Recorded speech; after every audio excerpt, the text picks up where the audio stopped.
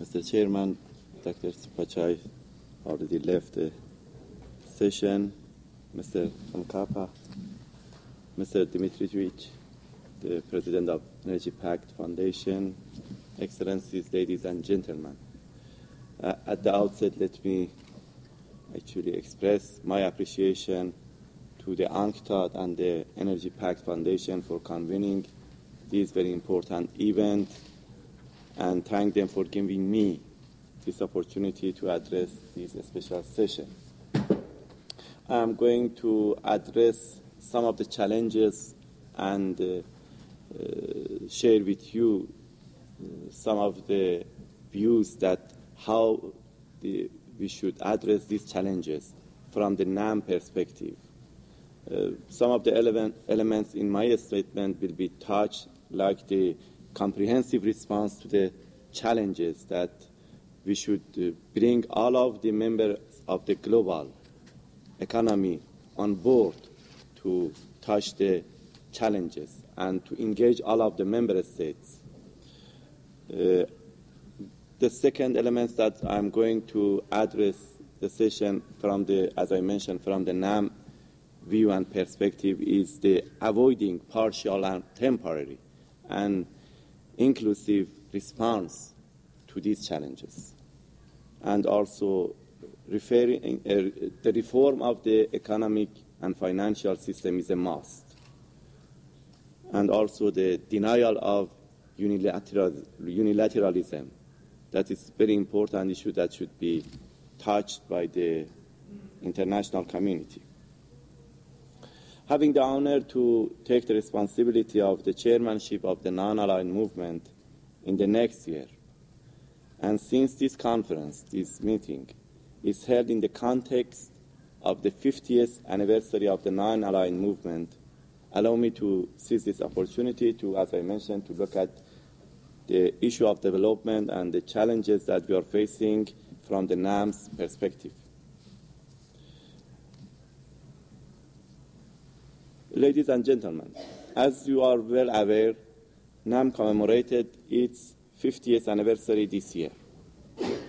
The recent declaration of NAM Ministerial Conference adopted in Bali set out the new vision of NAM for the next 50 years. In this respect, allow me to elaborate the vision as it relates to development. The NAM declared its commitment to strengthen collective action and to play a leading role in defending and promoting the interests of developing countries as part of its vision for the next 50 years. In this context, developing adequate and sustainable responses to certain key issues and challenges, including development, is in the focus of NAM plan. Today, the world is suffering from different, persistent, and emerging challenges. Climate change, as Mr. Mpaka touched and raised this issue, inequality, poverty, financial and economic crisis are examples of the challenges we face today. We believe that the international community has the capacity to address these challenges and give comprehensive and effective responses, provided that the global commitment by all member states exists. It is clear that the global solution could not be found if all members of the international community are not on board. Global challenges require global responses. Today, the world is interdependent. We all are in one boat. The global economic and financial crisis was a proof of this fact. We have all witnessed that the financial crisis, which was organized in the North, affected not only the North, but all developing countries, in which many development achievements of the South were lost overnight. At the same time, the unsuccessful recovery of the international financial and economic crisis and a strong possibility of the re-emergence of the economic crisis is a clear manifestation that partial, temporary, and exclusive responses to the global crisis are not sufficient. The situation can only be resolved if all members of the international community deeply engage, discuss, and examine the root causes and find sustainable and comprehensive solutions to these challenges.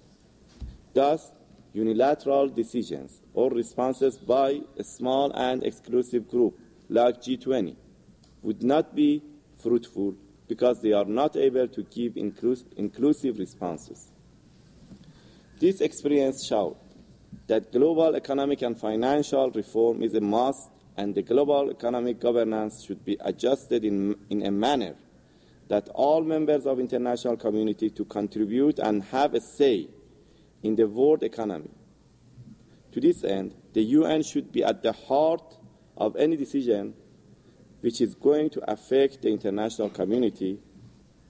Also, this does not mean that the UN is a complete platform for solving everything. We are aware of the shortcomings and weak points of the UN. The UN also needs to reform in order to better reflect the views of all member states, respond to the persistent and emerging challenges, and address the concerns of all. However, the UN is the best place to bridge gaps, converge views, and find sustained solutions for global crisis.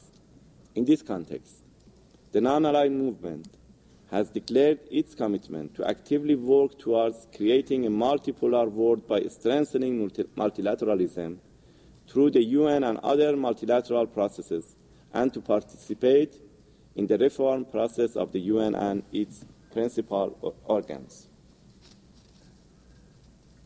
Mr. Chairman, unilateralism continues to be a major challenge. It is regrettable that there are still countries, also a few, that use economy as a tool to achieve their political goals.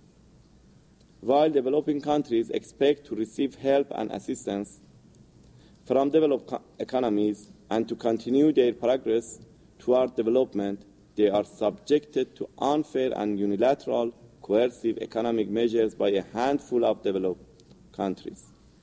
NAM rejects unilateral sanctions imposed on developing countries and believes that such measures which adversely affect the economy and people are in contravention of international law and in breach of the purposes and principles of the United Nations Charter.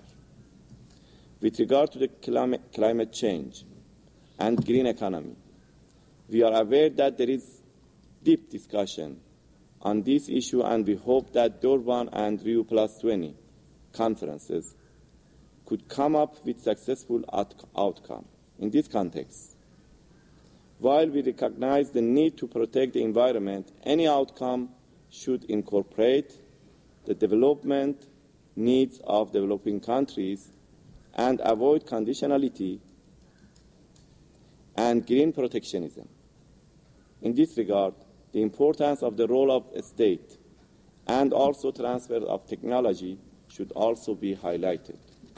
In conclusion, I'd like to stress that non-aligned movement and the G77 and China, which represent most of the world, and all developing countries are resolved to work together and within the context of South-South cooperation to advance the global development agenda, addressing the adverse impacts of the interrelated and mutually exacerbating global crisis, particularly the financial and economic crisis, climate change, and other issues are among the NAM agenda. NAM is committed to promoting sustained, inclusive, and equitable economic development at all levels. Finally, I hope that the output of this conference will contribute to the forthcoming UNCTAD 30 conference. I thank you, Mr. Chairman.